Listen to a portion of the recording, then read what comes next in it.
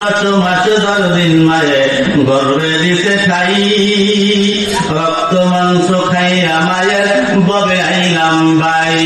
ভূমিষ্ঠ হইয়া আমি উঠিলাম কান্দিয়া, শান্ত করিল মায়ের বুকের দুধ দিয়া। মায়ের প্রসবের কালে বুক বেঁচে গেল জলে রে, ও মা সন্তানের লইয়া করে ভুলে প্রসব যন্ত্রণা, দুঃখের দরদি আমার জনম দুঃখী মা, গর্ভধারণী মা জনম দুঃখিনী মা, দুঃখের দরদি আমার জনম দুঃখী মা। চিল্লা বলেন মারহাবা। হাতে পায়ে তেল মাইখা মায় দিল সত্য করি, প্রসাদ পায়খানায় আমি মায়ের কোলেই করি, তবু আমার করিল বিল বইয়ে মুতে, আমার শুকনায় রাখি আমায় কাছে ভিজাতে, অসকালে দেখি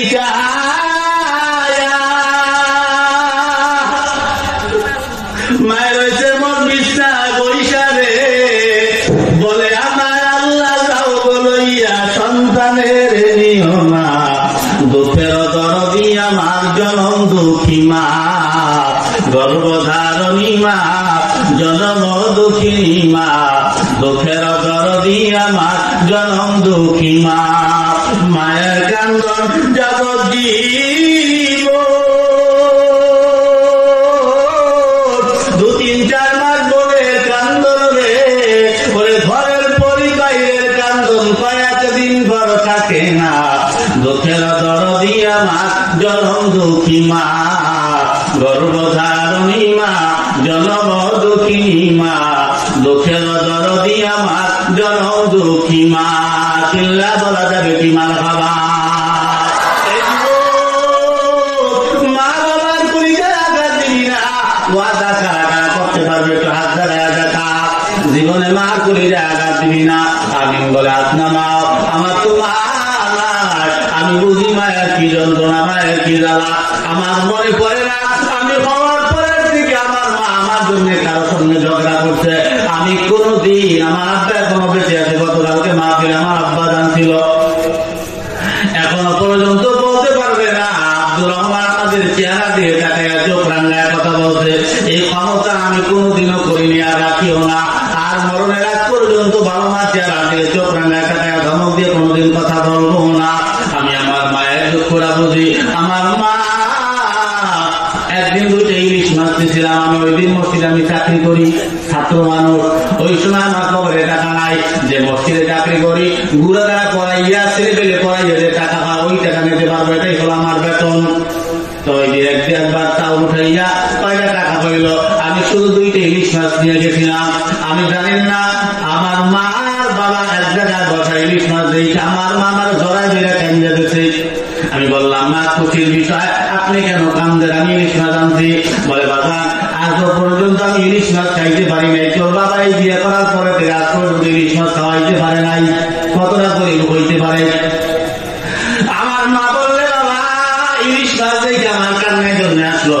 আমার মনে যায়, আমার মন বলে আমার একজন বাবা হইছে, আমার বাবা আমার ইলিশ মাছ খাওয়াইতে পারবে। কিন্তু আমার মা আজকে দুনিয়ায় না, আমার মা যদি বলতো আমি আব্দুর রহমান স্বর্ণের মাছ খাবো, আমি সেই স্বর্ণের মাছ কিনা খাওয়ানোর ক্ষমতা আমি রাখি, কিন্তু কপালে আমার নাই। সুখ দেখার আগে মা আমার বিদায় নাই। আমি আব্দুর রহমান এই যে মাদ্রাসা করবেন আপনারা খাওয়ান পড়ান, দেখেন আমি আব্দুর রহমান একদিন মাদ্রাসাতে 3 দিন পরে বাড়ি গেলাম। 3 দিন পরে বাড়ি যাইয়ে দেখি আমার মা দক্ষিণ মুই মাথা দিয়া আমার মা বৈশা রয়েছে। আমি পিছন দেখতে গিয়ে ছোট মানুষ গিয়ে আমার কান্দে হাত রাইতে বললাম মা আমি তো আছি। আমার মা যখন আমার দিয়ে তাকায় দেখি আমার মা চোখ বেয়ে পানি জমিয়ে পড়ে। আমি আমার মায়ের বললাম মা আপনি কেন কাঁদেন? মা বললো বাজান আমি তো আমার জন্য কাঁদি না, তোমার জন্য কাঁদি। আমি বললাম মা আমার জন্য কেন কাঁদেন? বলে বাজান আজকে 2 দিন হয় তোমার আব্বা বাড়ি আসেন, আব্বা রিক্সা চালাইতো। আমি বললাম হয়তো কোনো কারণে আসতে পারে নাই। মা তো জানে কেন আসতে পারে না, কারণ ওই 2 দিন বাবার খেপ পায় নাই, চাল পায় নাই, লজ্জায় বাড়ি আসে নাই। আমি বললাম মা কি হয়েছে? বলে ঘরে তো ভাত নাই। বলে বাবা তোমার জন্য কান্দি, তুমি বাড়ির মাদ্রাসায় যাবা, কি নিয়ে যাবা? ভাত কোথায় বাবা? আমার হাতে আমি বালতি নিয়ে যাইতাম। আমার মাকে আমি সান্ত্বনা দিলাম, আর বললাম মা চিন্তা করবা না, মাদ্রাসায় যাবো, দুনিয়া কেউ জানবে না, আমার বাড়ি গাড়ি কেউ জানবে না। মাদ্রাসা আমি বাড়ির থেকে মার কাছ থেকে বিদায় নিয়ে আমি মাদ্রাসার দিকে রওনা। মাদ্রাসার দিকে যখন রওনা, মায়া মা পিছনে মাথায় হাত দিয়ে চোখের বাড়ি, মায় তো কাঁদা রাখতে পারে না, মায়ের পিছন দিয়ে হাত ঘুরায় দেয় আর আমার জন্য দোয়া কইরা দেয়। আমি মায়ের বললাম মা হুজুরদের কাছে শুনছি মা বাবার দোয়া নাকি আল্লাহ ফিরায় না, মা তুমি যায় নামাজ বিষয় আল্লাহ দরবারে দোয়া করো, আমাদের এই হালত বেশি দিন থাকবে না। মার কাছ থেকে বিদায় নিলাম। কতদূর যাওয়ার পরে আমার মা পিছন দিক থেকে ডাকি, আর আমি ওদিক ফিরে ফিরে খালি কান্দি। একটা কথা মনে পড়িয়া যায়, আমি তো না খাইয়ে রয়েছি বেশ ভালো কথা, এই 2 দিন ধরে আমার মায়ের তো কোনো খানা খায় নাই। এই কথা মনে পড়ার পর আমার চোখ হয়ে পানিগুলো জমিনে টপ টপ করে পড়ে।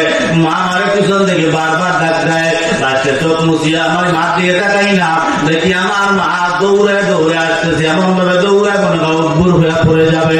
আমি আমার মার দিকে আগাইলাম, মার দিকে আগানোর পর মা আমার বুকের সাথে জড়ায় দিয়ে, ছোট্ট মানুষ, মা চোখের পানি দিয়ে আমার তুমিরা ভিজে গেল। মা দেখলাম আগের মহিলারা কোটের ভিতরে টাকা রাখতো, কাপড়ের কোটে, আমার মা ওই কোটের থেকে 2 টাকা বের করছে,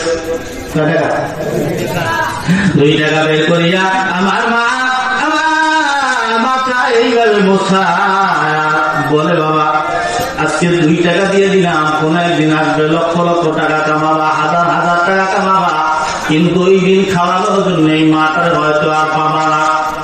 ওই দিন আমার মায়ের দোয়া কইরা দিয়ে গেছে, মন বলে মায়ের ওই কথা আল্লাহ কবুল কইরা নিয়েছে। আজকে হাজার হাজার আমার এই জামার পকেটে টাকা থাকে, ওই জামার পকেটে টাকা থাকে, আমার মনেও থাকে না কত টাকা কত দিক দিয়ে আছে, কিন্তু ওই মায়ের আর খাওয়াইতে পারি না।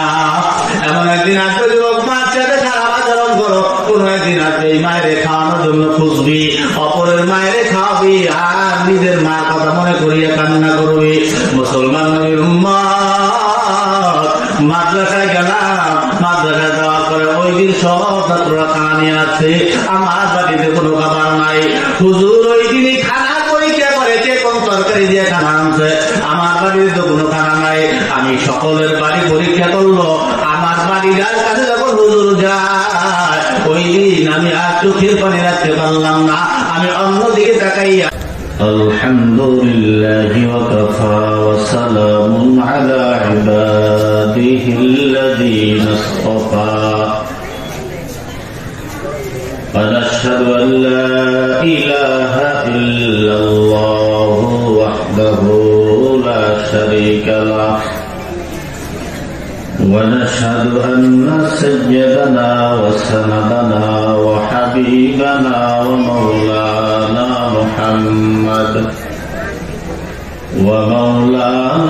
محمدا عبده ورسوله صلى الله تعالى عليه وعلى آله وأصحابه وبارك وسلم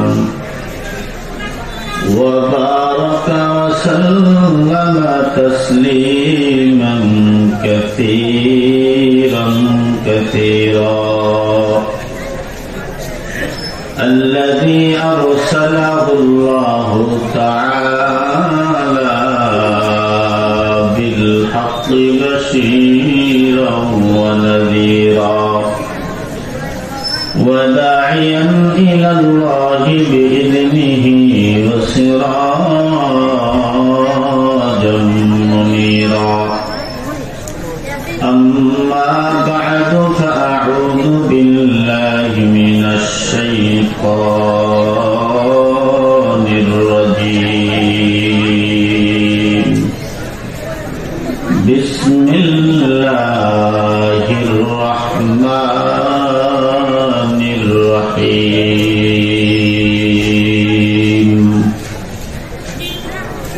ألف لام ميم ذلك الكتاب لا ريب فيه هدى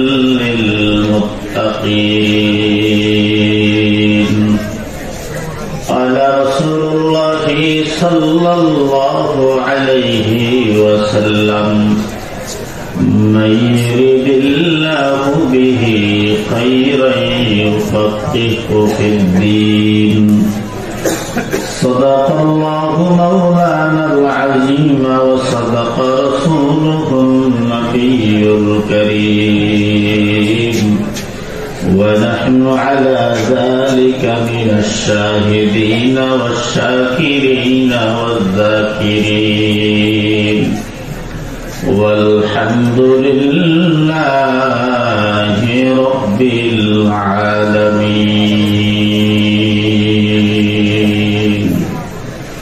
درود شريف پڑھی اللهم صل على محمد وعلى آل محمد كما صليت على إبراهيم وعلى آل إبراهيم إنك حميد مجيد اللهم بارك على محمد وعلى آل محمد كما باركت على إبراهيم وعلى آل إبراهيم إنك حميد مجيد بلغ العلا بكماله كشف الدجى بجماله حسنت جميع خصاله صلوا عليه وآله يا رب سے مکار پڑے جتھائے مامنار غار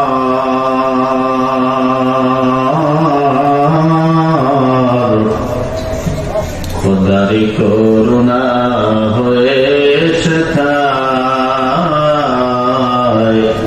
کوثر زر سے بمبار بلاغ العلا بکمالہ کشف الدجى بجمالہ حسنت جميع خصاله صلوا عليه وآله تذكر لا إله إلا الله لا إله إلا الله لا إله إلا الله لا إله إلا الله لا إله إلا الله لا إله إلا الله لا إله إلا الله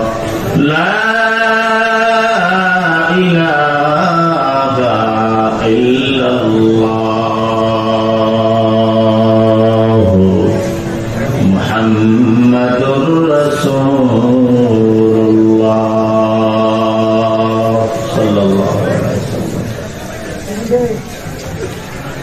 قالوا سبحانك لا علم لنا إلا ما علمتنا إنك أنت العليم الحكيم رب اشرح لي صدري ويسر لي أمري واحلل عقدة من لساني يفقهوا قولي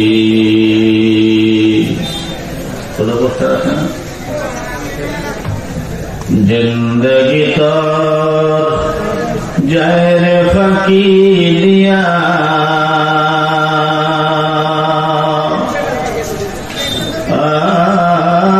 सुना दो जिंदगी तो जाए फकीरिया जिंदगी तो जहर फकीरिया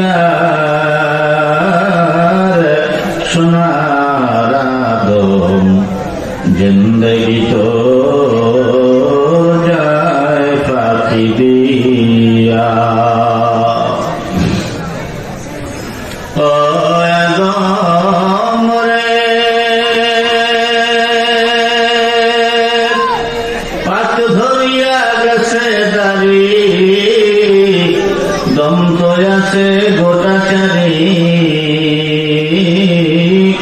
আজরাইল সামান জারি গিয়াছে করিয়ার সোনার আদম, জিন্দগি তো যায় ফাঁকি দিয়া। ও আদম রে কামিনী রই কোলেতে, কাল ঘুমেতে রইলি তুই,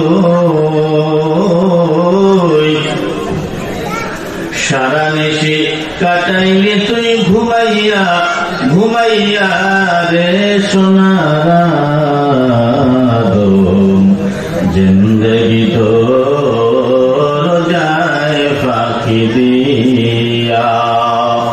জিন্দগি তো যায় রে ফাঁকি দিয়া রে সোনার যুবক, জিন্দগি তো যায় ফাঁকি দিয়া। আলহামদুলিল্লাহ। গিরিধরপুর দারুল উলুম নুরানী হাফিজিয়া কওমিয়া মাদ্রাসা হাফেজ ছাত্রদের পাগড়ি প্রদান উপলক্ষে 14 নভেম্বর 2024 রোজ বৃহস্পতিবার সময় বাদ আসর হইতে স্থান গিরিধরপুর মাদ্রাসা মাত্রাঙ্গন, বাজনাহার, পিরাল, দিনাজপুর। 12তম বার্ষিক ওয়াজ মাহফিলের সম্মানিত সভাপতি জনাব ডক্টর মোহাম্মদ সাইদুর রহমান রেজা সাহেব মুক্তা চৌধুরী, সহ সভাপতি অত্র মাদ্রাসা ও কনা হোমিও হল, দুবা পুকুর মোড়, দারুল বিরল, দিনাজপুর। মাহফিলের প্রধান মেহমান যিনি ছিলেন আলহাজ হযরত মাওলানা জুবায়ের সাইদ সাহেব, মহাসচিব, দিনাজপুর কওমি মাদ্রাসা ঐক্য পরিষদ। খুবই ভালো হৃদয়ের মানুষ, আল্লাহ পাক মনের কামনাকে পূরণ করেন, সকলে বলে আমিন। আমার আগে সুন্দর সুললিত কণ্ঠে মনোমুগ্ধকর ভাষায় সুন্দর আলোচনা করলেন জনাব হযরত মাওলানা মুফতি আব্দুস সালাম বেলালী সাহেব, মুহাদ্দিস, জামিয়া মক্কিয়া ফজলুল উলুম দাওরায়ে হাদিস মাদ্রাসা রংপুর। আল্লাহ পাক আব্দুস সালাম ভাইকে তামাম দুনিয়াব্যাপী দ্বীনের দায়ী হিসেবে আল্লাহ কবুল করেন, আমিন। তৃতীয় আলোচক ছিলেন হযরত মাওলানা মুফতি নূর আলম নোমানী সাহেব, খতিব, দক্ষিণ কামাল কাসনা জামে মসজিদ রংপুর। আল্লাহ পাক নূর আলম নোমানী সাহেবকেও দুনিয়াব্যাপী দ্বীনের দায়ী হিসেবে কবুল করেন, আমিন। আরো আছেন মাঠের ভিতরে, মাদ্রাসার ভিতরে নিশ্চয়ই বসা ঘোরাফেরারত অবস্থায় আছেন আমার থেকে উপরের লেভেলের অনেক যোগ্য ইলমি উলামায়ে কেরাম। আমার সামনে বসা বিভিন্ন জায়গার থেকে আগত আল্লাহ পাকের আশিকিন, জাকিরিন, শাকিরিন, মুহিব্বিন, মুরব্বিন আওয়াম ও এলাকাবাসী, কলিজার টুকরা স্নেহের পাত্র, স্কুল, কলেজ, মাদ্রাসা যুবক বন্ধুগণ, স্নেহের ছোট ভাই, পর্দার অন্তরালে অবস্থানরত শ্রদ্ধেয়া সম্মানিত মা এবং বোনেরা, মহান আল্লাহ পাকের দরবারে অসংখ্য অগণিত লক্ষ কোটি শুকর ও সুজুদ যে আল্লাহ পাক এই ফিতনা ফাসাদের জমানায় দুনিয়ার সমস্ত কাজবাজ থেকে আলাদা করে হাজারো লক্ষ কোটি মানুষের মাঝখান থেকে যাচাই বাছাই করে ভালোবেসে মহব্বত করে আজকের এই মহতি সম্মানিত মজলিস, কোরআন হাদিসের মজলিস, জিকিরের মজলিস, জান্নাতের বাগানে যে আল্লাহ আশার বসার দিয়ে কি কথা শুনে আমল করার মতন তৌফিক দান করেছেন, সেই মহান রব্বে কারিমের দরবারে আমরা সকলে মিলে একবার কালিমাতুশ শুকর আদায় করব, এক জবানে, এক আওয়াজে, এক তালে, এক সুরে সকলে বলি আলহামদুলিল্লাহ। আওয়াজ কি এই পর্যন্ত না আরো একটু দেওয়া যায়? দেন নাই খেয়া এবার দেবে লাইনের মানুষ। আচ্ছা জবান দেশে কি আল্লাহ কইতে লজ্জা লাগতে আছে? বলে পান জবান দেশে কে? আপনি কি মনে করেন জবান আপনার? চোখ আপনার? নাক আপনার? পেট আপনার? লিঙ্গ আপনার? সব কার? আপনার কথা কোনটা চলে? একজন আসবেন যে আমার কথা আমার অমুক অঙ্গটা চলে, আমি যেদিকে বলি সেদিকে চলে। এই যে চোখে যে পলক দেন, আপনি দেন না ও দেয়? কে দেওয়ায়? আল্লাহ। পেট আপনার কথা চলে? যদি পাতলা পায়খানা হয়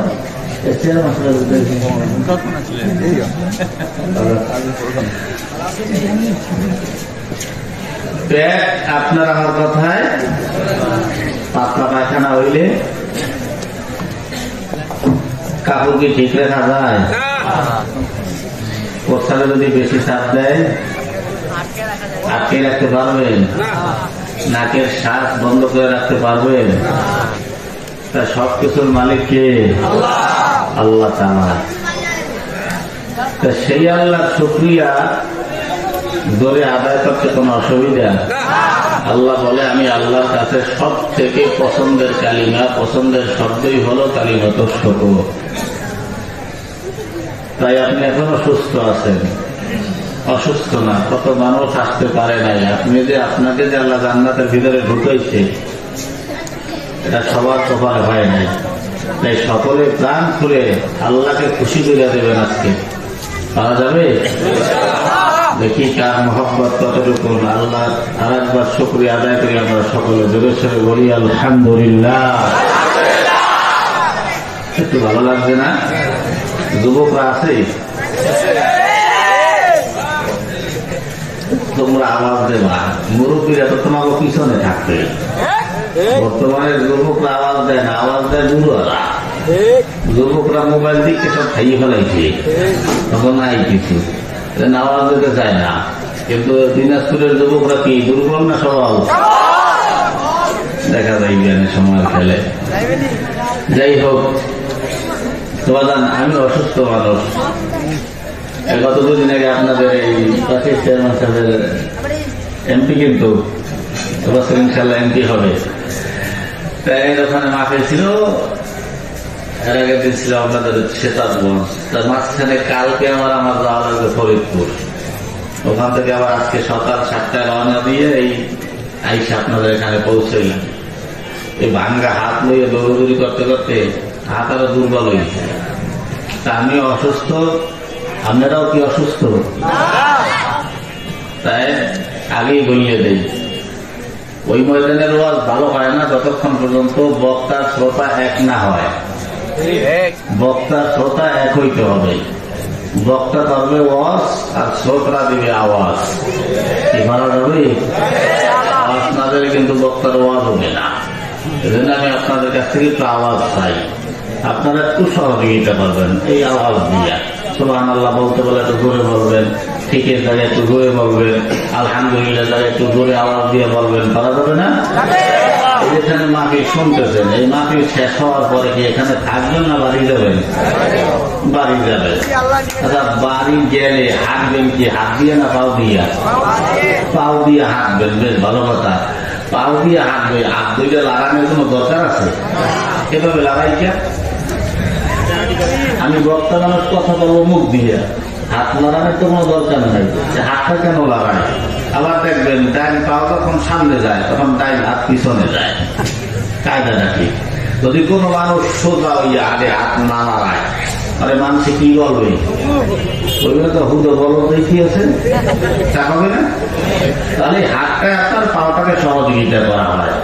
এই হাতটা বললে আপনার জবানটাকে সহযোগিতা করা হয়। তোমাদের ময়দানেও বক্তাকে সহযোগিতা করবেন, খালি একটু আওয়াজ দিয়ে বলা যাবে। কথা বললাম, কথা কি ঠিক? চলবে না, আরো লাগবে। কথা ঠিক, আরেকটু কথা ঠিক। আসেন বাদাম বেশি সময় আপনাদের কষ্ট দেব না। আমাদের আমলি জিন্দেগি দরকার। আমলি জিন্দেগি ছাড়া জীবনের কোনো দাম নাই, এবং আমলি জিন্দেগি গঠন করবো আমরা, যেহেতু এটা মাদ্রাসার মাহফিল।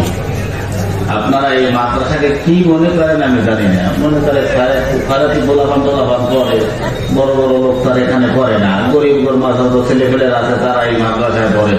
এই গরিব ছেলেটাই দামি না অদামি? যে কয়টারে পাগড়ি দিয়ে দিলাম এরা কি দামি না অদামি? এটাকে চেনেন কি? কোরআন শরীফ একটা তো লাইব্রেরিতে থাকে, আর এটা হলো চৌকি ফিরতি কোরআন শরীফ। এটা চৌকি ফিরতি কোরআন শরীফ।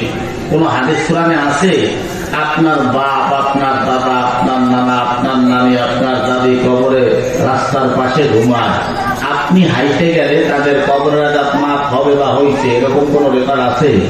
হাদিস কোরআনে আছে। কিন্তু এই যে চলতি ফিরতি কোরআন, ও রাস্তা দিয়ে হাইটে যাবে, এতেই আল্লাহ বলে ওই আশেপাশে যত কবরবাসী আছে সমস্ত প্রত্যেকটা কবরবাসীর কবরের আযাব 40 দিনের জন্য মাফ করে দাও। যে ছেলেটা হাইটে গেলে আপনার বাবা মায়ের কবরের আযাবটা মাফ হয়ে যায়, তাকে মহব্বত করবেন না কাকে করবেন? তাকে খাওয়াবেন না কাকে খাওয়াবেন? তার পিছনে 2 টাকা খরচ করবেন না কার পিছনে করবেন? তারই তো দিতে হবে।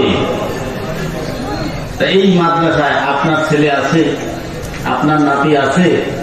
আপনার ছেলে যদি আপনার জানাজা পড়ায়, আপনার নাতি যদি আপনার জানাজা পড়ায়, কান্না করা লাগবে না, এমনি আসবে। আমার জীবনে বহু জানাজার নামাজ পড়াইছি, কোনদিন কান্দি নেই, চোখ দিয়ে পানি আসে না।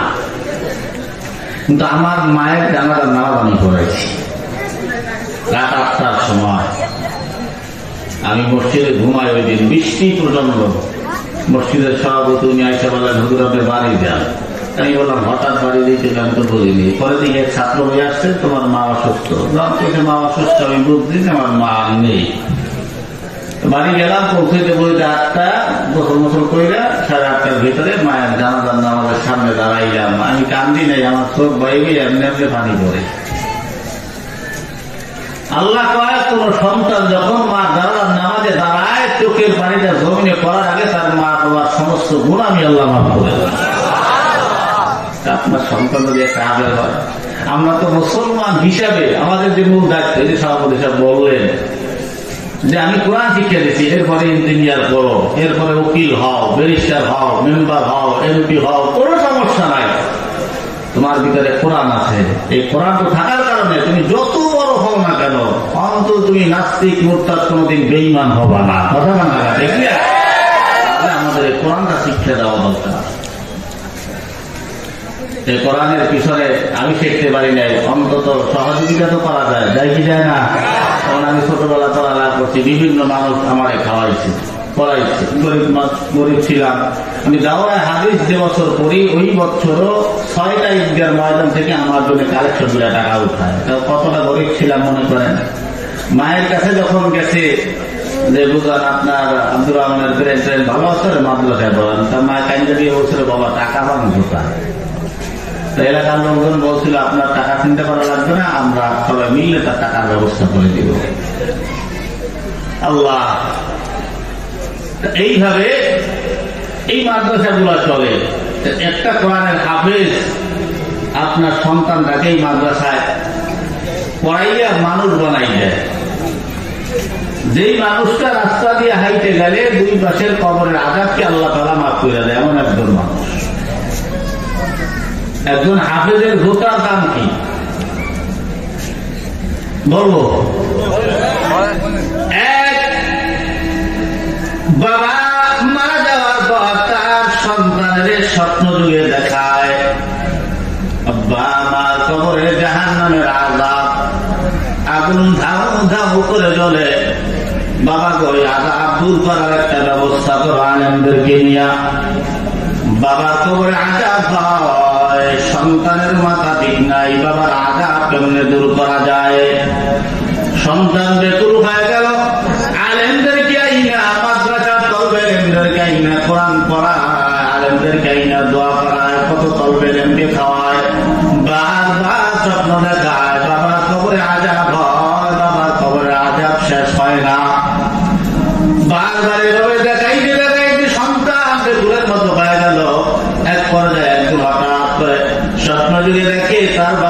জাহান্নামের আগুনে আর নাই, তার বাবা জান্নাতের ফুরফলের বিছানার ভিতরে খেলা করতেছে। সুবহানাল্লাহ। সন্তান কষ্ট করলেন, আব্বা যান এত আলেম ওলামাদেরকে না কোরআন খতম করাইলাম, কত দোয়া করাইলাম, কত এতিম মিসকিনকে খাওয়াইলাম, আপনার খবর আজাব মাফ হলো না।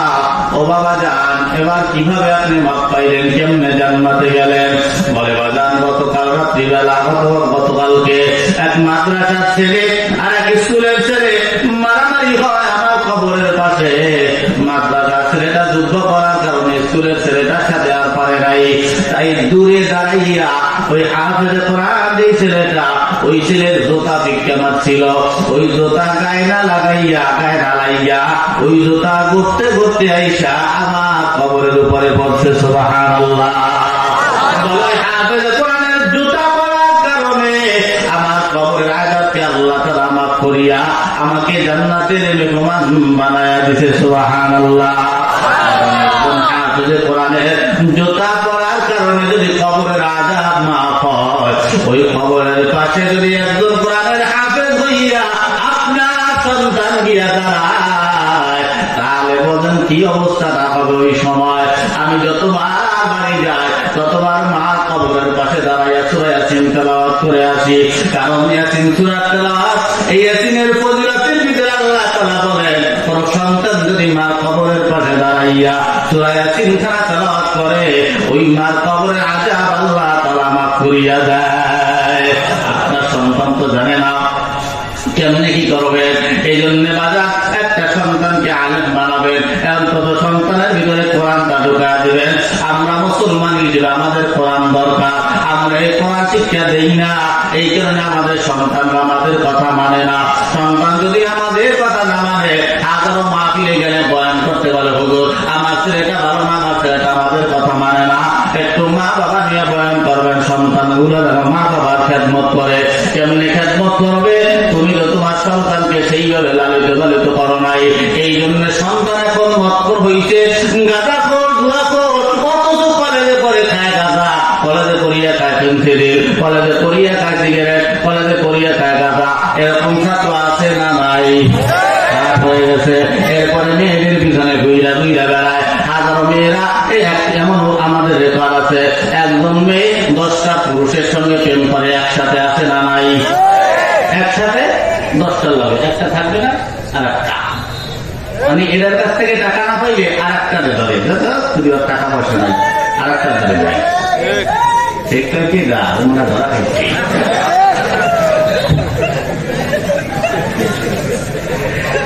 ধরা খাওয়া না, এটা বাস্তব কথা। টাকা পাইলেই মাইয়েরা তার পিছনে দৌড়ায়।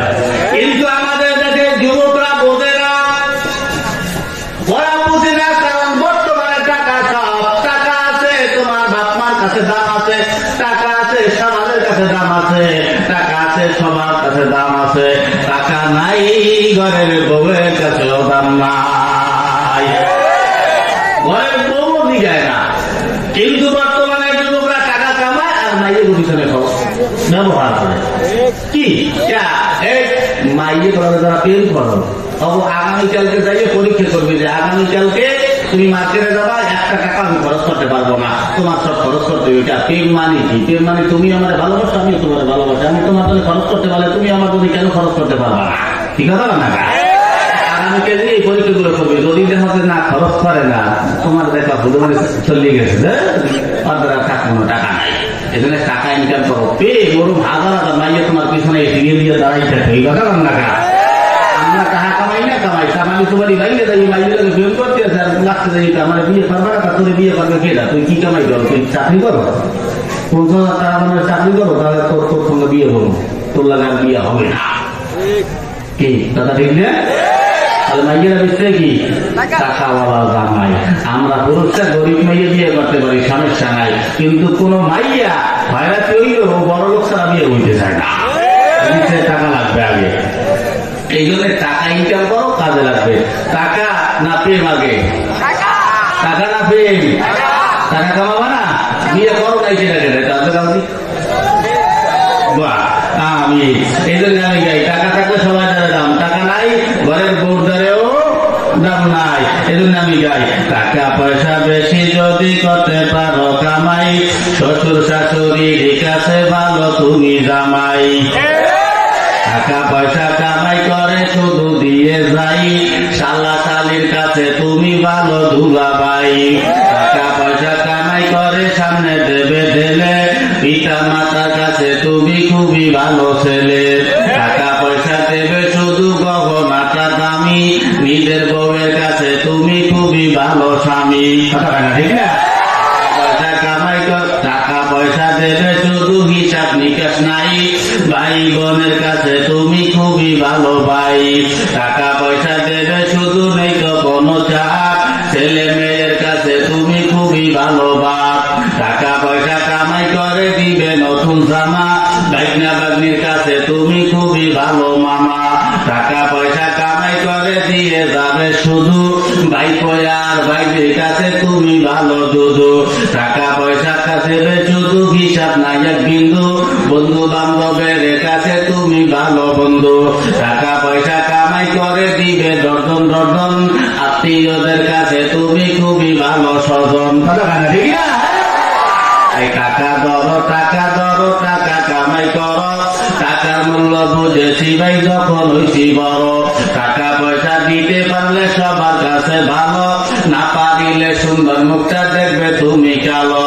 আমার কথা ঠিকই না ভাই তোমরা সবাই বলো। টাকা তুমি জ্বালাইয়া গেলা, সংসারে আগুন নিবাইয়া গেলা না। সত্য কথাগুলো বলিয়ে দিলাম, মানো না বলো তোমার ব্যাপার। টাকা আগে কামাও, এবার মাইয়ের সাথে বিয়ে করিও, আর বিয়ে করো ভালো মাইয়ে বিয়ে করিও, খারাপ মাইয়ে বিয়ে করিও না। খবরদার, কারণ বর্তমানের মেয়ে গেল না, আর এই মেয়ে জাত হলো ইবলিস শয়তানের বড় বাহক। কারণ ইবলিস শয়তান শুরুর থেকে আসছে। এই ইবলিস শয়তান কখন আসছে, ইবলিস কখন শয়তান হলো, আমাদের আদি বিদাকে সম্মান দেয় নাই। আল্লাহ আদম নবীকে বানাবার পরে ফেরেশতাগুলোকে ডেকে ডেকে বললেন, ফেরেশতা তোমরা সবাই সিজদা দাও। সবাই সিজদা দিল, শুধু ইল্লা ইবলিস, শুধু ইবলিস সিজদা দিল না। এই ফেরেশতাগুলোর ভিতরে একটা নতুন খবর শোনাই, হুজুর আমরা জানে না, একটা নতুন বয়ান আপনাদেরকে শোনাই। এই যত ফেরেশতারা আদম নবীরে সিজদা দিয়েছে, এর ভিতর থেকে সবার আগে একজন ফেরেশতা সিজদা দিয়েছে। তোমার আগে একজন ফেরেশতা সিজদা দিয়েছে। আল্লাহ বলে ওই ফেরেশতাকে দেখে দেখে বলে, ফেরেশতা সবার আগে যেহেতু তুমি সিজদা দিলা, তাহলে আমি তোমাকে একটা পুরস্কার দেব। সবার আগে সিজদা দেওয়ার কারণে আল্লাহ ওই ফেরেশতাকে পুরস্কার দিলেন। ও মুসলমান নবীর উম্মত, ওই ফেরেশতা কেউ না, ওই ফেরেশতা হলো হযরতে ইসরাফিল আলাইহিস সালাতু ওয়াস সালাম। আল্লাহ বলে আমি আদেশ করার আগেই তুমি সিজদা লুটায় পড়ছো, এই কারণে আমি আল্লাহ তোমার একটা পুরস্কার দিব। বলে কি পুরস্কার? আল্লাহ বলে আমি আল্লাহ ইসরাফিল তোমার কপালের ভিতরে পুরা 30 পারা কোরআন লেখা দিলাম। সুবহানাল্লাহ। মুসলমান নবীর উম্মত, ওই সময় থেকে ইবলিস আল্লাহর কাছে চাইয়া নিয়ে আসে সময় কিয়ামত পর্যন্ত, আর বইলা আছে তোমার একটা বান্দাকে আমি আল্লাহ জান্নাতে যাইতে দেব না, সব গুনাহকে জাহান্নামে ঢুকাবো।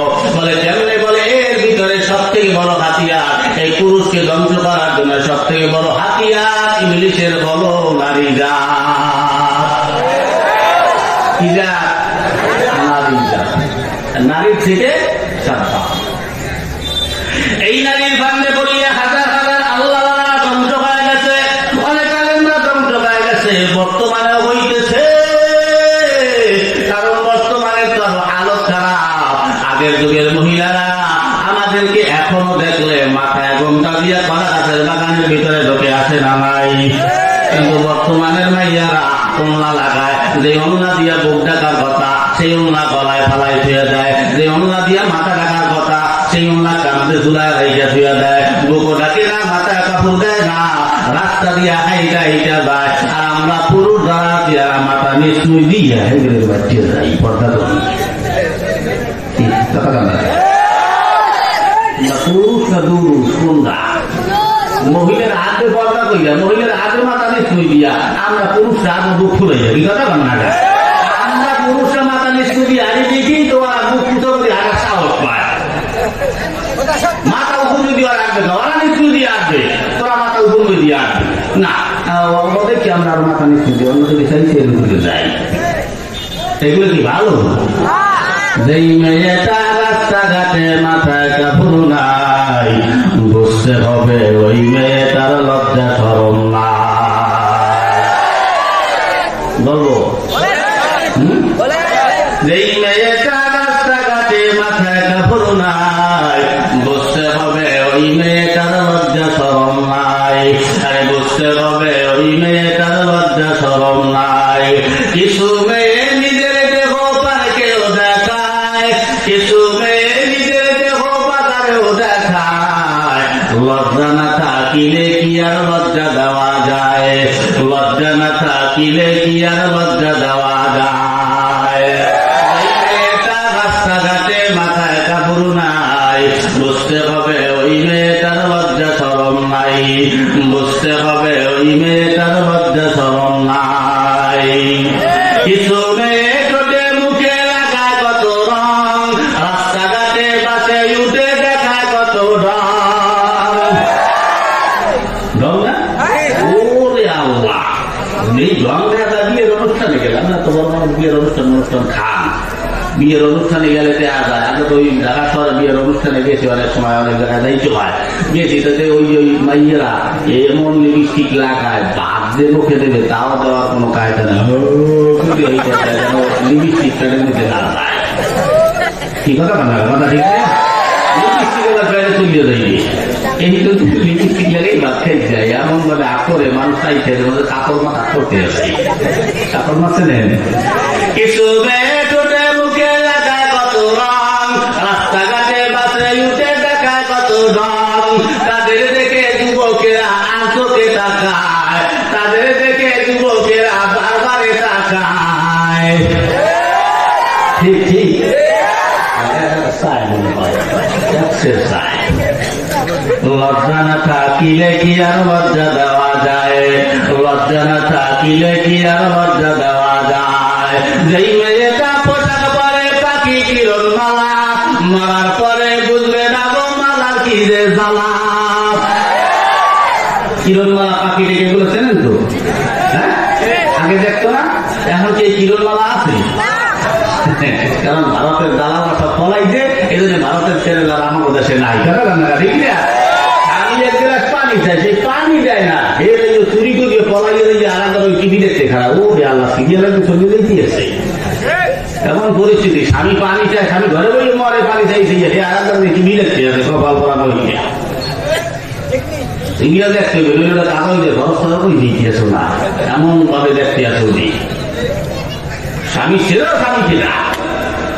স্বামী যদি আল্লাহ বলে কালকে আমাদের ময়দানে নামাজের হিসাব নেওয়ার পরে আল্লাহ পাক মহিলাদের কোন হিসাব নেবে না, তাদের স্বামীদেরকে ডাইকে ডাইকে শুধু জিজ্ঞেস করবে যে তোমার বউ কেমন ছিল।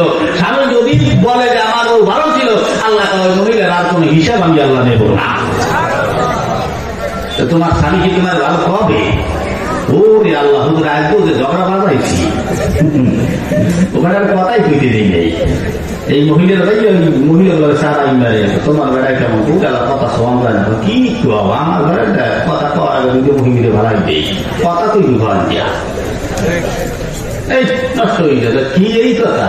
উনিও যাই এরকম শুরু করে, ওনার বেড়াটা রইল না, ওনার বেড়ায় আছে, আমার অন্য করে দিল, ওনার বেড়ায় কিন্তু কথা তৈরি শুরুই যায়, কথা থেকে আসলে বেশি। বউ মারবেন না, বউ মারা কিন্তু ভালো না, বউ মারে ভালো বলে, বউ ভালো মানুষ বউ মারে না, কি কথা না? ঠিক না? ওই বউ কথা করা ঘুষি ফিরে তার তিনটে ভালাই নেই, এক পাবো কিসের জন্য?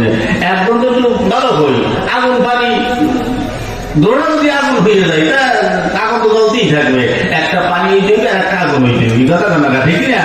পানি দিয়ে আগুন নিবা যায়, আগুন দিয়ে পানি কোনোদিন নিবানো যায় না। এই জন্য বউ রাগ হয়েছে, আপনি তো চুপ থাকেন না, আমি এদিক দিয়া স্বামী রাগ হয়েছে, বউ একটু চুপ থাকি না, কেউ চুপ থাকবে না। স্বামী একটা করে বউ তিনটে কথা পায়, কি আমার কাছে সেই বউ আছে না? নাই, আমরা দিনাজপুরে আছি, স্বামী ফিরে নিয়ে বউ আছে। আমাদের ভুল গেছে যে বউ ফিরে নিয়ে স্বামী, আর হয়ে গেছে স্বামী ফিরে নিয়ে বউ, তাই না হয়ে গেছে। যেই মেয়েটা পোশাক পরে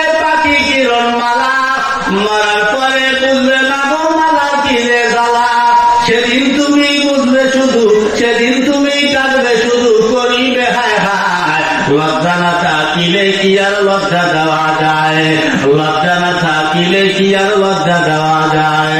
যেই মেয়েটা রাস্তাঘাটে মাথায় কাপড় নাই, যেই মেয়েটা রাস্তাঘাটে মাথায় কাপড় নাই, বুঝতে হবে ওই মেয়েটার লজ্জা শরম নাই, বুঝতে হবে ওই মেয়েটার লজ্জা শরম নাই। ঠিক না? আমার পর্দার অন্তরালের মা শুনাল, আমার ঘরে আমার বউ যদি বিপর্দা চলে আমি একজন দায়ক, আমার মা যদি বিপর্দায় চলে আমি ছেলে হিসেবে একজন দায়ক, আমার বোন যদি বিপর্দায় চলে আমি ভাই হিসেবে একজন দায়ক, আমার বউ যদি বিপর্দায় চলে আমি স্বামী হিসেবে একজন দায়ক। আর দায়ক কোনো দিন জান্নাতে প্রবেশ করতে পারবে না। পর্দা অন্তরালের মা বোনদেরকে বলবো, মা বোনেরা তোমরা মনে করো মাথার কাপড় ফালাইয়া ছোটে লিপস্টিক আইয়া নাচকা লাগাইয়া রাস্তা দিয়ে চললে মনে হয় ভালো দেখা যায়, মোটেও ভালো দেখা যায় না, একেবারে খারাপ দেখা যায়। খবরদার এভাবে চলিও না।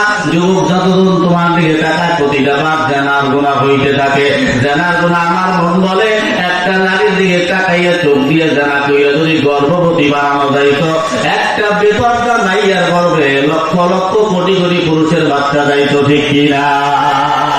খালি চোখ দিয়ে গর্ভ বানানো যায় না, যাইতো তাহলে প্রমাণ দেখতেন সতর্ক। আপন ভাই আপন বাচ্চারা একটা মেয়ের দিকে কোন মানুষ সুনজরে তাকায় না, কথা না, কেউ সুনজরে না, সবাই সুনজর দেয়। এই জন্য বাবনদেরকে বলবো, মা তুমি নিজের সেফটি করে চলো, তোমরা দামি জিনিস, আমরা দামি জিনিস চাই, সুন্দর ভালো বাচ্চার ভিতরে রাখি, যে বাচ্চারা যেন কেউ না দেখে কেউ না করতে পারে।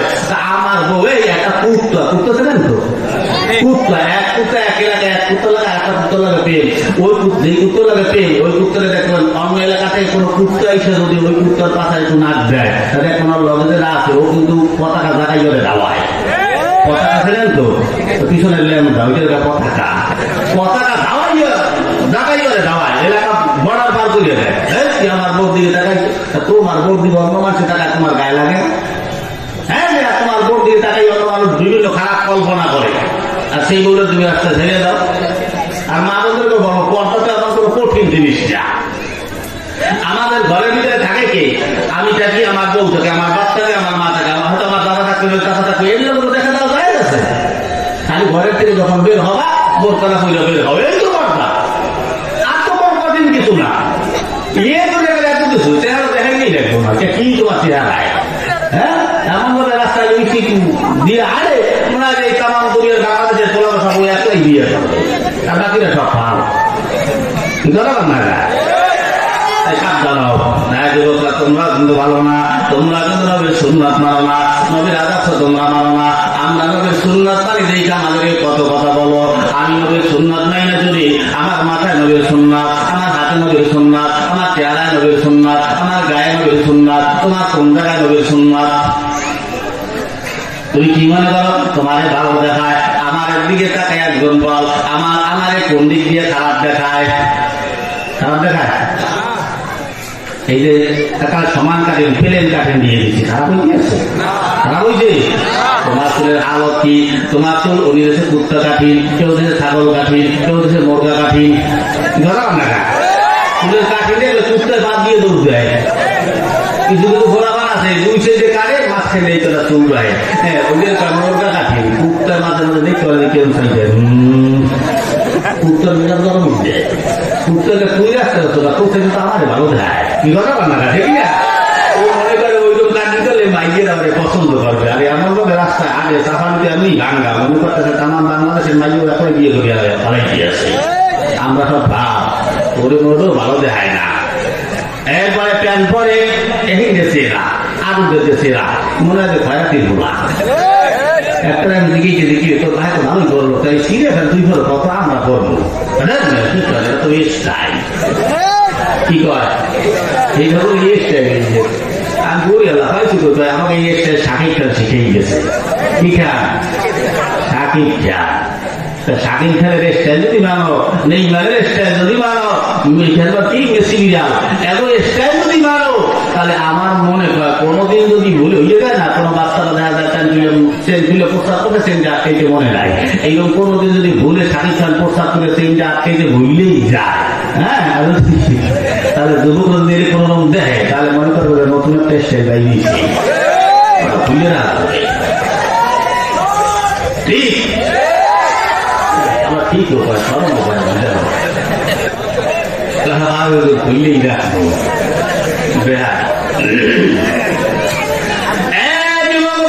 খেয়াল করো আমি তোমার পথের প্রতি তোমার মতন হাজারো যুবক আমার এই ওদের লাইনে বহুতবার আমি এক বয়ানে এক মাদ্রাসায় আমি সেই বক্তা না যে একবার আমার আনছেন আর আনবেন না আমার একবার আনছেন আবার আনছেন আবার আনতে পারবেন কোনো অসুবিধা নাই হাজারো যুবক একবার এক ডাক্তার আমি একবার বয়ান করে গেলাম এই বছর আমি বয়ান করছি ওই বয়ান আমার 500 টাকা দিচ্ছে ওই বয়ানে আজকে 10 বছর পর্যন্ত ওই বয়ান আমি যাই 10 বছর পর্যন্ত আস্তে আস্তে খালি টাকা পাচ্ছে আলহামদুলিল্লাহ কিন্তু প্রথম বছরের গেলে 500 টাকা দিচ্ছে আমার এক ডাক্তার উনি হাতে হাত নাইকা ওয়াদা কইরা গেলেন দাঁড়িয়ে রাখলেন এর পরের বছর আসার পরে আমার হাতে 500 টাকা হাতিয়ে দিয়া আমার হাত ধইরা কান দিয়া বলে হুজুর ওই দিন আপনার বয়সে আমি দাঁড়িয়ে রাখছি ওই দিন আপনার বয়সে আমি নামাজ পড়া করছি এরকম হাজারো মানুষ আছে যুবকরা তোমরা কেন পারবা না তোমার মতন হাজারো ভাই আছে 5 ওয়াক্ত নামাজ পড়ে কলেজে পড়ে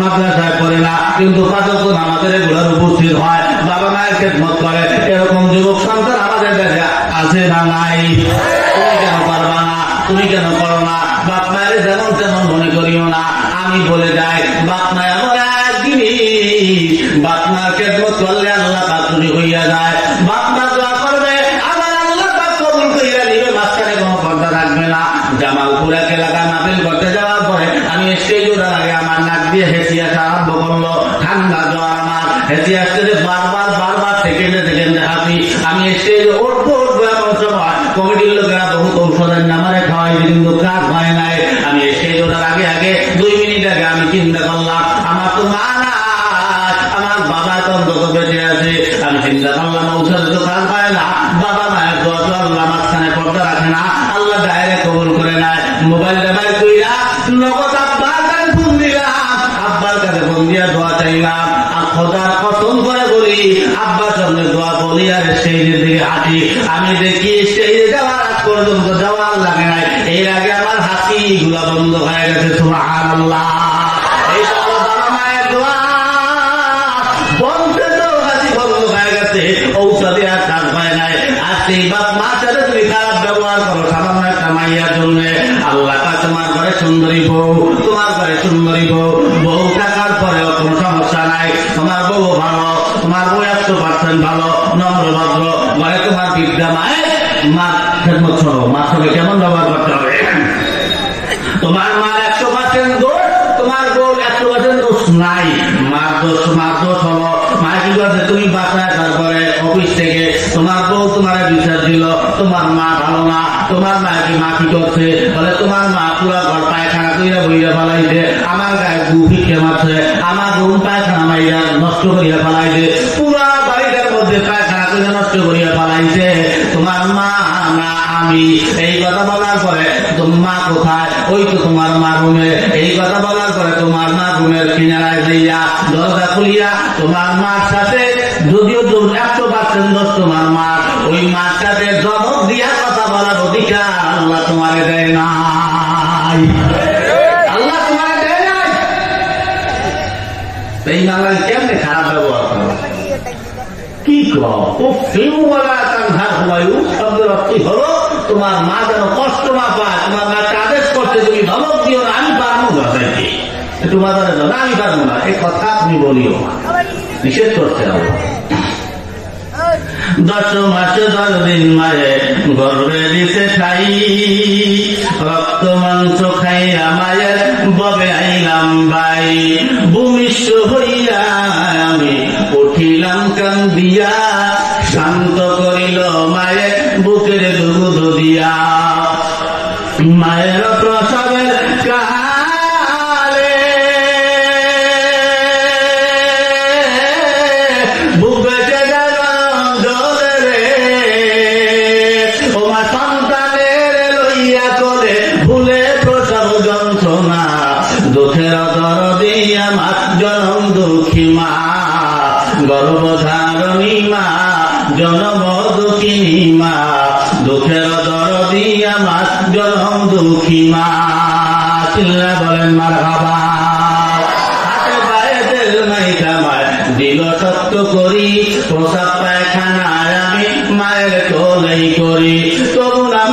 করিল বিল বইয়ে মুতে আমার শুকনায় রাখি আমায় তাকে ভিজাতে ও সকালে দেখি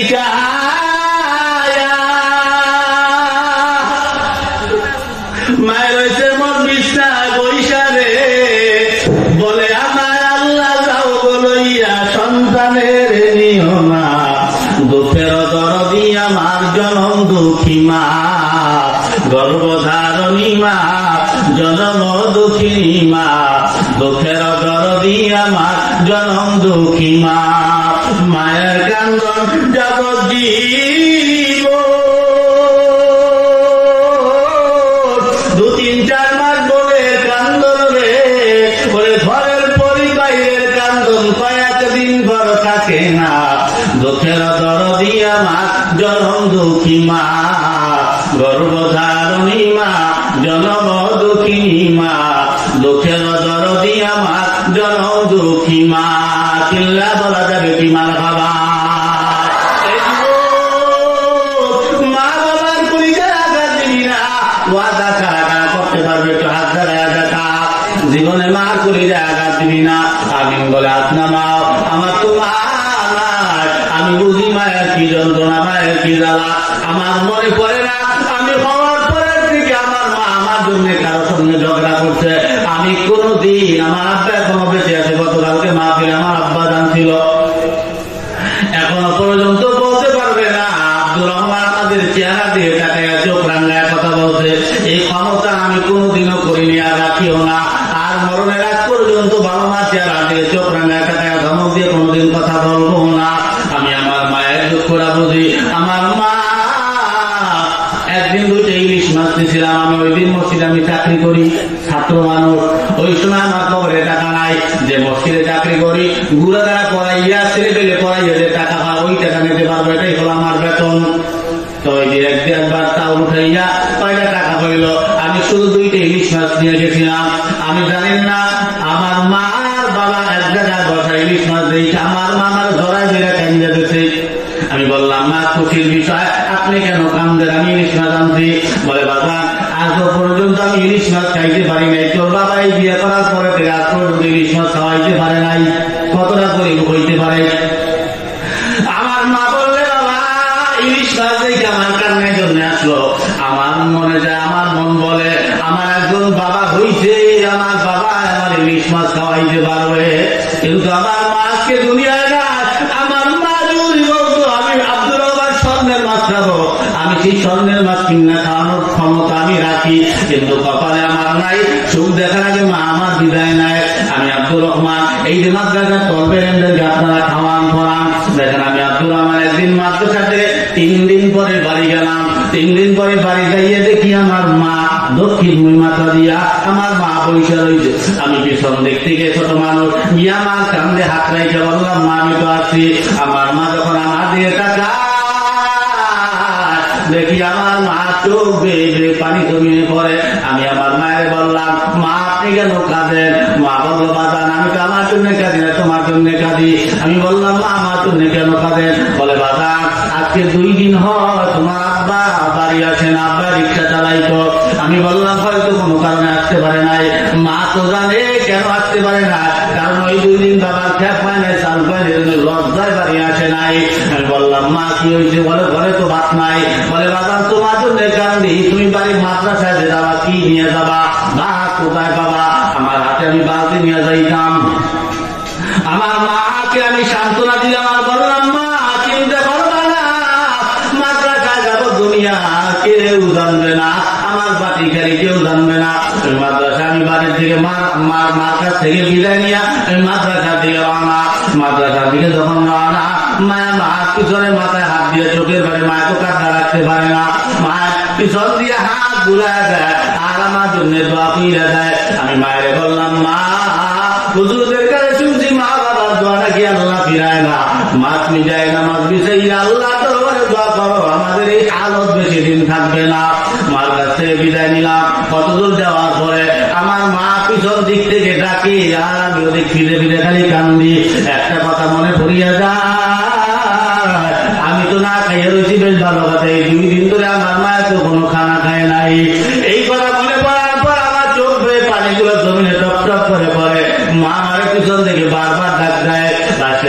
বসিয়া আমার মার দিকে তাকাই না, দেখি আমার মা দৌড়ে দৌড়ে আসতেছে, এমন ভাবে দৌড়ে মনে উদ্ভুর হয়ে পড়ে যাবে।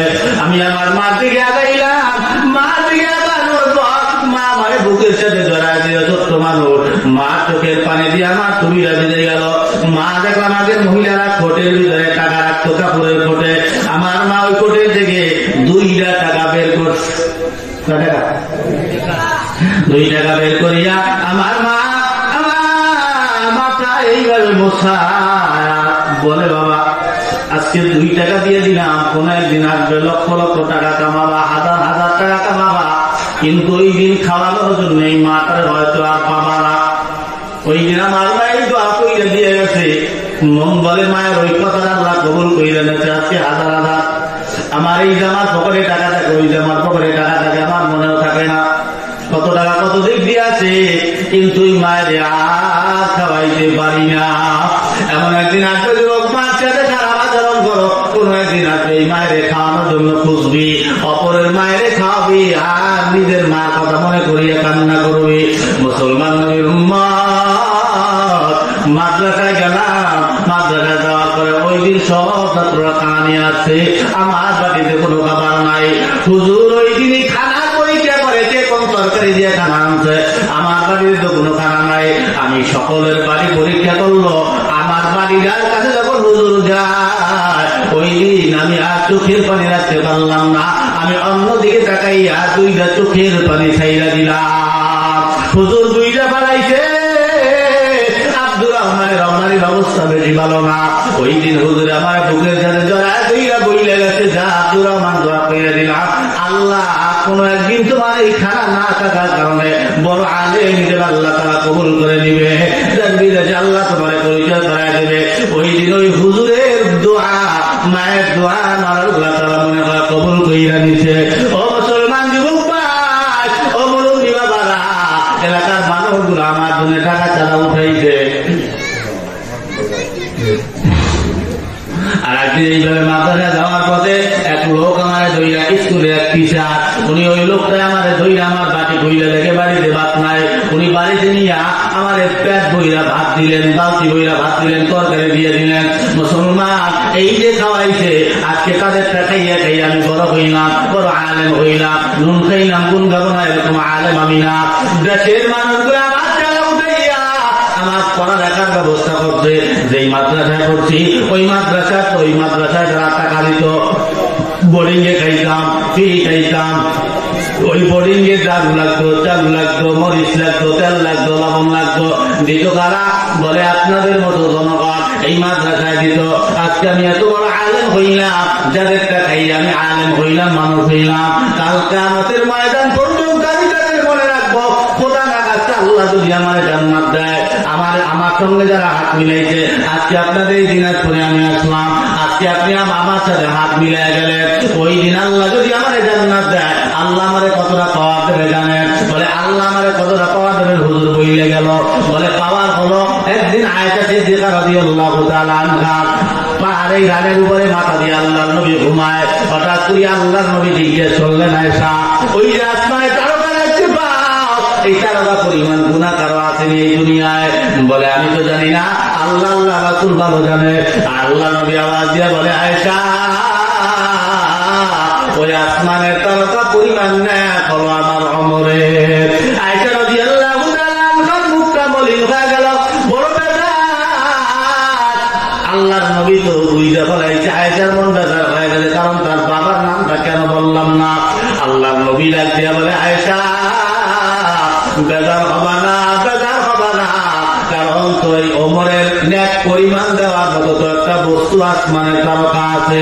আমার এমন একজন সাহাবী আছে, যার টাকার নেকি পরিমাণ দেওয়ার মতো দুনিয়ায় কোনো বস্তু নাই, বেগয়রে হিসাব। বলে কে সে? বলে সে হলো তোমার বাবা হযরত আবু বকর, এর হিসাবের নেকি হিসাব দেওয়ার মতো দুনিয়ায় কোনো বস্তু নাই। তাহলে তুই নালা ওমরের পরিমাণ আছে। এ মুসলমান, একজন কোরআনের হাফেজের পরিমাপ আছে, একজন কোরআনের হাফেজ যিনি, উনি অন্তত 10 জন জাহান্নামী ও জাহান্নামী হয়ে গেছে, এমন 10 জনকে জান্নাতে নেওয়ার সুপারিশ অনুমতি পাবে একজন কোরআনের হাফেজ। বলে একজন আলেম, বলে একজন আলেম আলেমের কোনো হিসাব নাই। তুমি যে কত মানুষ জান্নাতে নেবে এটা কোনো হিসাব নিকাশ নাই। হে মুসলমান, যেই ছেলেটা হাফেজ হয়, ও মাওলানা হয়, মুফতি হয়, মুহাদ্দিস হয়, এগুলো হওয়ার এগুলো যখন হইয়া যায়, এই ছেলেটা যদি জান্নাতে হইয়া যায়, হাজার হাজার মানুষকে জান্নাতে নেওয়ার ক্ষমতা রাখবে। আমার যদি আল্লাহ জান্নাত দেয়, আপনি দিনাজপুর বৈশাখী বিলাল থানায় আমার সঙ্গে মোসাফা করছেন, ওই দিন আপনার জাহান্নামের অর্ডার হয়ে গেছে, আমি জান্নাতে যাইতেছি, আপনি গিয়া বলবেন হুজুর ওই যে বিলাল এক মাহফিলে যাওয়ার পরে আপনার সঙ্গে খালি হাত মিলাইছিলাম, আল্লাহ দিয়ে টাকা লাগবে না, আপনি আল্লাহর পক্ষ থেকে অর্ডার রাখবে, আব্দুর রহমান তুমি নিয়ে যাও। এ মুসলমান, আলেমদের হিংসা করা যাবে না। ইন্নাল উলামা ওয়ারাসাতুল আমবিয়া। আমি ওই মাহফিলে বলছিলাম, ইবলিস শয়তান একবার মুসা নবীর কাছে আসছে, আসার পরে মুসা নবীকে সালাম দিলেন, সালামের জবাব তিনি নিলেন না। শেষ পর্যায়ে সঙ্গে বলি, মুসা নবীকে বললেন, মুসা আমি তোমার 3টা জিনিস শিক্ষা দেবো, তোমার উপকার হবে, ক্ষতি হবে না। বলে কি? বলে এক নম্বর হলো কখনো রাগ করবা না। বলে কেন? বলে রাগ করলে একটা ছোট বাচ্চা যেমন ফুটবল নিয়ে খেলাধুলা করে, আমি তো মানুষদেরকে নিয়ে আমি সেইভাবে খেলাধুলা করি, ওই মানুষটাকে নিয়ে। এই জন্য মানুষ রাগের মাথায় বউরে তালাক দিয়া ফেলায়, রাগের মাথায় বাপ মারে অকাত্য ভাষায় গালিগালাজ করে, রাগের মাথায় এলাকার বয়োবৃদ্ধদের সাথে বেয়াদবি করে, রাগের মাথায় পাড়াপতি বেটির খারাপ ব্যবহার করে। এই জন্য ইবলিস রাগান্বিত মানুষদেরকে নিয়ে খেলাধুলা করে, তোমার শত্রু মারা যায়। 2 নাম্বার, টাকা পয়সা দান করতে গেলে কিপটামি করবা না। বলে কেন কিপটামি করবো না? কিপটামি করলে অসুবিধা কি? ইবলিস ডাক দিয়ে বলে, মুসা যদি কোনো মানুষ টাকা পয়সা দান করার বেলায় কিপটামি করে, তাহলে ওই মানুষটা দুনিয়াও হারায়, আখিরাতও হারায়। দুনিয়াও আখিরাত দুটোটা হারায় কিপটামি করে। এক লোক মারা যাওয়ার পর কিপটা, এখন টাকা দেখো আমল নামায়, নামাজ নাই, রোজা নাই, হজ নাই, যাকাত নাই, পরে কেমনে জান্নাতে যাওয়া যায়? আল্লাহ কা ফেরেশতারা খবর কোথায় কি আছে, কিন্তু কোথাও দেখো আমল নাই। মাদ্রাসায় টাকা দান করতে পারে না, মসজিদে দান করতে পারে না, গরিব দুঃখী মিসকিনদেরকে দান করতে বলে না, বিধবাকে দান করতে বলে না, গরিবকে দান করতে বলে না, কোন জায়গায় দান করে না। তাহলে কেমনে জান্নাতে দেবো? আরে অত কোন আমল না ভাই নাই, যে কি করা যায়? মুসলমান নবীর উম্মত, এলাকার বড় লোক, ধনী মানুষ মাদ্রাসা চান্দার জন্য গেছে, 10 টাকা চান্দা দিয়ে দেয়। কয় টাকা? 10 টাকা। আবার চান্দা দিয়ে দোকানে দিয়ে চালাই বেড়ে, আজকে দিয়েছি কোথায় মাদ্রাসায় ছাত্র লাগছিল, 10 টাকা দান করতে গেছি কিনা, যেমন তোমরা তেমন পাবা। এক লোক ওই মাহফিলে গেছে, হুজুর বয়ান করছে যে তুমি 1 টাকা দিলে আল্লাহ তোমার 10 টাকা দেবে। তাহলে 10 টাকা দেবে, ওই বেড়ে যে বেড়ে কইছে ওটা তো বয়ান শুনতেছে যে 1 টাকা দিলে আল্লাহ দেবে কয় টাকা? 10 টাকা। যদি 10 টাকা দেয় তাহলে আল্লাহ দেবে কয় টাকা? 20 টাকা। 1 টাকা যদি 10 টাকা দেয়, 10 টাকা দান করলে কয় টাকা হবে? 100 টাকা। আর 20 টাকা হয়ে গেছে। ও চিন্তা করতে আছে যে আমার পকেটে আসি তো 10 টাকা, আল্লাহ যদি 100 টাকা দেয়, 10 টাকা দেয়, 1 টাকা 10 টাকা 10 টাকা আছে আমার হাতে, 10 টাকা দিলে আমি 100 টাকা পাবো, আল্লাহ দেবে যেরকম। বিশ্বাস করে ওই 10 টাকা দিয়ে গেছেন মাদ্রাসায়। আমি মাহফিল টেবিল হুল নিয়ে ওই চিন্তা করতে করতে যাইতেছে যে আল্লাহ 10 টাকা দিলে তো 1 টাকা 10 টাকা দেবে, আমি 10 টাকা দিয়েছি, 100 টাকা পাবো কোথায়? এই চিন্তা করে হাঁটতে আছে। ওই বেড়ারা যাইতেছে, কোন বেড়ারা 100 টাকা পড়ে গেছে রাস্তায়, তো ও আবার পিছিয়ে পিছিয়ে যাইতেছে, যাইতে তো রাস্তায় চাই দিয়ে টাকা পড়ে রয়েছে, তো আবার উড়েই হাতের ওই কমতে আছে যে এই মনে আল্লাহ টাকা বাড়াইছে, টাকা গুনলে যাইতে 90 কিনা, কয় টাকা? 90 কিনা। আল্লাহ যদি 100 টাকা দেবে, 10 টাকা বিনিময়ে 10 টাকা আল্লাহ রেখেই দিচ্ছে, আমাদের 90 কিনা বাড়াইছে, 10 টাকা আল্লাহ রেখে দিচ্ছে। তো বিশ্বাস কর, তো মাদ্রাসা মসজিদে দান করলে দেখে সবকিছু দেওয়ার মালিক কে? কথা কইেন কে? আল্লাহ। বিশ্বাস আছে? কার কার আছে? তার জায়গায় দেয় সবাই আছে বিশ্বাস? আমি বিশ্বাসের প্রমাণ দেখা যাবে। আসেন মাদ্রাসা খাওয়াইলে আল্লাহ কমায় না বাড়ায়, মাদ্রাসা মসজিদে দিলে আল্লাহ বাড়ায়, মাদ্রাসা দিলে আল্লাহ বাড়ায়, এতে মিসকিনকে দিলে আল্লাহ বাড়ায়। আপনার কোন দিনের দান আল্লাহ কবুল করবে একমাত্র আল্লাহ ছাড়া দুনিয়ার কেউ জানে না। মুসলমান নবীর উম্মত, এক লোক মারা যাওয়ার পরে আল্লাহ পাক বলে তুমি জাহান্নামে যাও। বলে আল্লাহ কেন জাহান্নামে যাবো, তোমার সাথে আমার কথা আছে। বলে কি কথা? বলে আল্লাহ আমি তো এই মাদ্রাসায় 10 কোটি টাকা দান করছি, অমুক মসজিদে 10 লাখ, অমুক বিধবাকে 10 লাখ, অমুক বারে অমুক গরিবকে আমি দিলাম 30 লাখ। তাহলে আল্লাহ এই মাদ্রাসায় মসজিদে গরিব এতিম মিসকিনকে এত কিছু দান করলাম, তাহলে আল্লাহ আমার এই দানগুলা গেল কোথায়? আমার টাকাগুলো আমার ফিরাইয়া দাও, যদি জান্নাতেই না যাইতে পারি। আল্লাহ কয় একটা দানও তোমার কবুল হয় নাই, তাহলে আল্লাহ কেমনে কি করবো? আল্লাহ বলে একটু চিন্তা করে তুই চুপ থাক, আমি আল্লাহ তো আছে একটা ব্যবস্থা করতেছি। এই কথা বলার পরে বলে বান্দা তোমার একদিনের দান আমি আল্লাহ কবুল কইরা নিলাম। বলে আল্লাহ কোন দিনের দান? বলে বান্দা তুমি তো অনেক টাকার মালিক, তুমি একদিন রাস্তা দিয়ে হাঁটতেছিলা, তোমার পকেটে কোনো টাকা ছিল না, মাত্র আছে 10 টাকা। আল্লাহ ওই দিন তোমার পেটে প্রচন্ড ক্ষুধা, ওই ক্ষুধা নিয়ে রাস্তা দিয়ে চলতেছিলা, হঠাৎ তুমি ক্ষুধা নিবারণ করার জন্য চিন্তা করে গেলা কি করবা। ও আল্লাহ ওই দিন তুমি মনে মনে ভাবলাই 10 টাকা দিয়া হোটেলে ওইটা 2টা সিঙ্গারা খাবো, 1 গ্লাস পানি খাবো, এই নিয়ে করিয়া হোটেলের দিকে তুমি রওনা। হোটেলে ঢুকবা এমন সবাই পাশে থেকে এক লোক এই যে তোমার পাও 2টা জড়ায় ধরলো, পাও 2টা জড়ায় ধইরা ডাক দিয়া বলে ভাই 3 দিন ধরে আমার পেটে কোনো খানা নাই ভাই, অনেকের কাছে চাইছি, অনেকে দেয় নাই, পাই নাই, আপনি যদি 10 টাকা আমারে দেন 2টা সিঙ্গারা খাবো, 1 গ্লাস পানি খাবো, আমার পেট খানা ঠান্ডা হয়ে যাবে।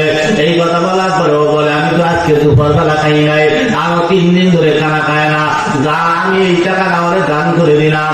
আল্লাহ কয় আমার এই গরিব বান্দাকে তুমি অন্ন দান করার কারণে ওই দিনের ওই 10 টাকা আমি আল্লাহ কবুল করে নিলাম, 10 লাখ 10 কোটি আমি আল্লাহ কবুল করি নাই, ওই দিনের ওই 10 টাকা আমি আল্লাহ কবুল করে নিলাম। ওই 10 টাকার বিনিময়ে আমি আল্লাহ তোমার সব বাদ কইরা জান্নাতি বানায় দিলাম। সুবহানাল্লাহ। মুসলমান কোন দিনের আমল কার কবুল হবে কারো জানা নাই, তাই আমরা সব জায়গায় দান করবো। 10 টাকাও দান কবুল হইতে পারে, 10 কোটি টাকাও কবুল হইতে পারে। আছে এতিম মিসকিনকে দান করিয়া খাওয়াইলে কেমন হয়? এক আল্লাহর গোলাম এলাকার ভিতরে মদ না খাইলে তার আসর জমতো না, মদ না খাইলে তার ঘুম হইতো না, মদ প্রতিদিন খাওয়াই লাগতো, খাইয়া খাইয়া এই বান্দা তারপরে বিছানা যাইতো, বাড়িতে যাইতো। শুনে একদিনের ঘটনা, এই বান্দা যখন রাস্তা দিয়ে হাঁটে হঠাৎ করিয়া রাস্তার পাশে এক রুমের ভিতরে একটা ছোট্ট বাচ্চার কান্নার আওয়াজ শোনা যায়। আল্লাহর বান্দা ওই মতকুর মাথা ঢুকায় দিয়ে বলে কি বাবা তুমি কান্না করো কে? বলে বাবা আমি কান্না করি আগামীকালকে হুজুরের পড়া দেওয়া লাগবে, আজকে হুজুর যে পড়া দিছে আমি পড়তে পড়তে পড়তে পড়তে আমার হারিকেনের তেল ফুরায় গেল, আমি এখন পড়তে পারতেছি না, কি করবো? আওয়াজ দিয়ে কি বললা? কোরআন পড়তে তোমার হারিকেনের তেল ফুরায় গেল। যাই হোক আসো তুমি এদিকে আসো। বাজার দোকানে নিয়ে গেল, 1 জের কেরাসিন তেল কিনা দিল, হারিকেনে ঢুকাইয়া এবার হারিকেনারে জ্বালা দিল। আর বইলে আসো বাজার তোমার এই পড়ালেখা শেষ করা পর্যন্ত যতদিন পর্যন্ত তোমার হারিকেনে তেল লাগবে ততদিন পর্যন্ত তোমার তেলের ব্যবস্থা আমি কইরা দিব। সুবহানাল্লাহ। যেই দিন রাত্রে বলে ওই দিন রাত্রি তার খেলা শেষ, ওই দিন রাত্রি আল্লাহ পাক আগলায় পাঠায় দেয়, ওই বান্দার জান কবজ হয়ে গেল।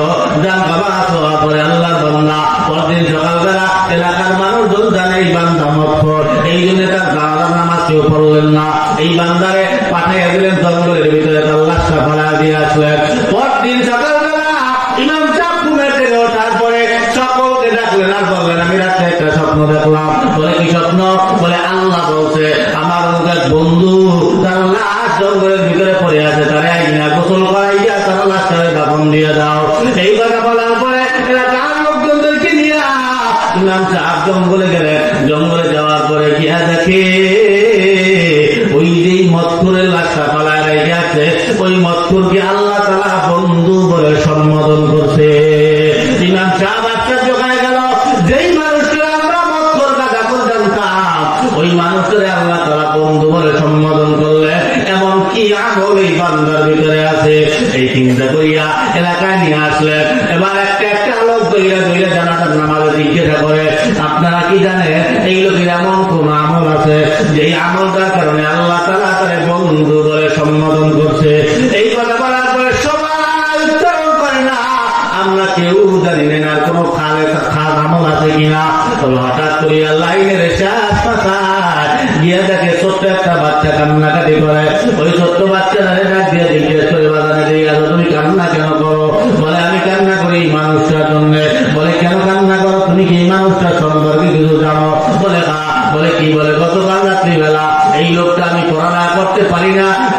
করতে পারি না, এই জন্য আমার হারিকেনের তেল কিনে দিছিল। আমার যতদিন পর্যন্ত এই কোরআন করতে এই তেল লাগবে হারিকেন চালানোর জন্য, ততদিন পর্যন্ত এই লোকটা আমার হারিকেনের তেল কিনিয়া দিবে। ও বাজার, আমি কান্না করি আমার জন্য না, এই লোকের জন্য না, আমি কান্না করি এই লোকটা তো চলিয়ে গেল, আমার হারিকেনের তেল কে কিনিয়া দিবে, আমি সেই জন্য কান্না করতেছি। ইমাম সাহেব ডাক দিয়ে বলে, আমার আর বোঝার বাকি না, আমি বুঝা ফেলাইছি এই লোকটাকে আল্লাহ কেন বন্ধু বলে সম্বোধন করলো। এই বান্দা নামাজ পড়লো না, রোজা রাখলো না, হজ করলো না, যাকাত দিল না, খারাপ কাম করে বেড়াইলো, মদ খাইলো, গাঁজা খাইয়া বেড়াইলো, এক রাত্রের ব্যবধানে ওই মানুষটা আল্লাহর খালের বন্ধু হয়ে গেল। কোন কারণে বন্ধু হইল? আল্লাহ কালামুল্লাহ তেলাওয়াত করার জন্য, আল্লাহ কালামুল্লাহ তেলাওয়াত করার জন্য শুধু হারিকেনের তেল কিনে দিছে, এই কারণে আল্লাহ বন্ধু হয়ে গেছে।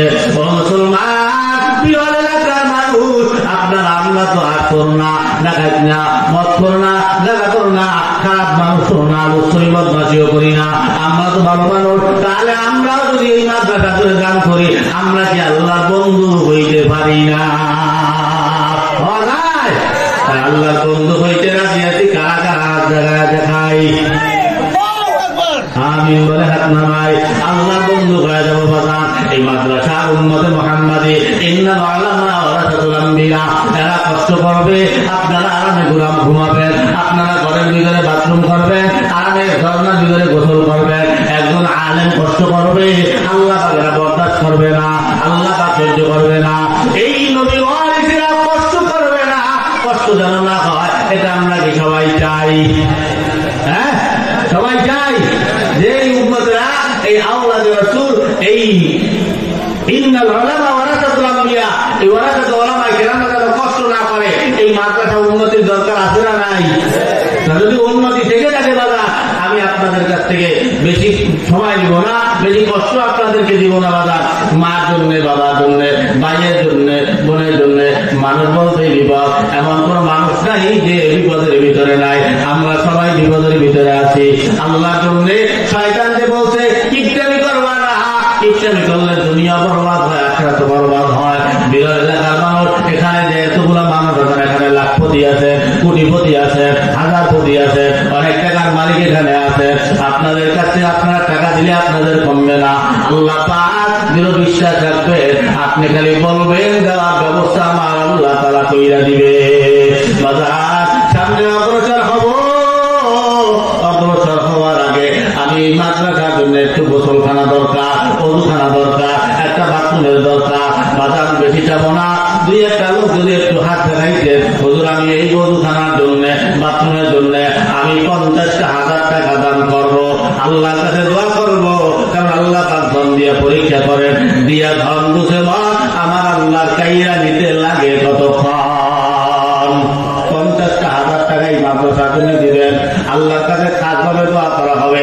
এতগুলা মানুষ নিয়ে দোয়া করবো, আল্লাহ পাক একজনের না একজনের দোয়া আল্লাহ কবুল করবেই। যে নিয়েতে দেবেন, যে কোনো একটা নিয়ে করতে পারে। আল্লাহ আমি এই বিপদটার ভিতরে, এই বিপদটা যেন দূর হয়ে যায়, খালেস নিয়ে বললাম, বহুত দূরে থেকে আসি, মনের ভিতরে অনেক কষ্ট এবং শরীরে অসুস্থ খারাপ। আল্লাহর কাছে দোয়া করবো, এই মুসাফির হালতে আপনার জন্য দোয়া করবো। 50,000 টাকার বিনিময়ে আপনার দেখা যায় এই বছরে যে ফসলগুলো হয়েছে, ওই ফসলের থেকে আপনি যে নিয়ত করছিলেন আমার এত টাকা ব্যবসা হবে, 3 গুণ ব্যবসা আল্লাহ দিতে পারে কি পারে না? 50,000 টাকা চাইছি বেশি, এই মাসের থেকে একটা লোক 1,000 টাকা, আমি 50,000 টাকা এই মাদ্রাসা তরবেলের জন্য দেবো, ওযুখানার জন্য দেবো। ওযু করবে হাজার হাজার বড় বড় আমরা আসবে, বড় বড় আল্লাহ আসবে, আপনার টাকা দেওয়া ওই কলের পানি দিয়ে ওযু করবে, নামাজ পড়বে, কিয়ামত পর্যন্ত আপনার আমল নামাজ সব যাইতে থাকবে, সব এমনি এমনি ভাবে এভাবে যাইতে থাকবে। হয়তো ওই দিন বলবে, আরে হুজুর বলতে বলতে আমি আরো বেশি দান করে আসতাম, তাহলে আরো ভালো দেন। আল্লাহর কাছে দোয়া করবো, 50,000 টাকা।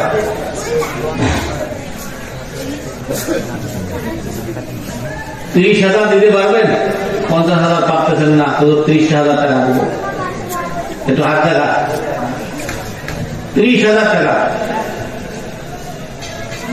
দেন, দুনিয়াতে আমরা থাকবো না, বাড়ি গাড়ি ছেলে মেয়ে সব আমাকে বুঝিয়ে দেবো।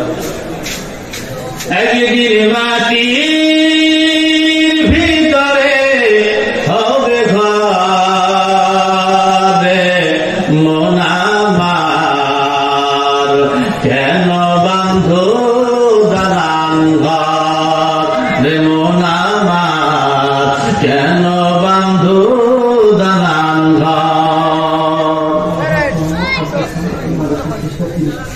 আলহাজ মোহাম্মদ আব্দুল সামাদ সাহেব এই মাদ্রাসার কেশিয়ার, উনি 30,000 টাকা এই মাদ্রাসা দান করতেছেন। না না